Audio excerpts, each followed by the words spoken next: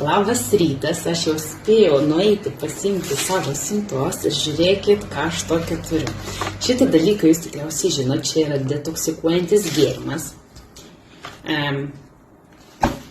Nes mano svoris sustojo, o man reikia, kad jis kristų, nes jis jau mėnesį toks pat. O aš ir vaikštau, ir maistą prisižiūriu. Nu kaip kada? Po žolinį neprisižiūrėjau. Bet svoris nepaugo, tai čia va vienas geras dalykas. Antra, užsakiau 2 skonio kapučino. Tai bus mano mėgstama kapučino ir vaikų mėgstama braškė. Mano irgi. Tai va. Ir dar, žiūrėkit, čia buvo rinkinys.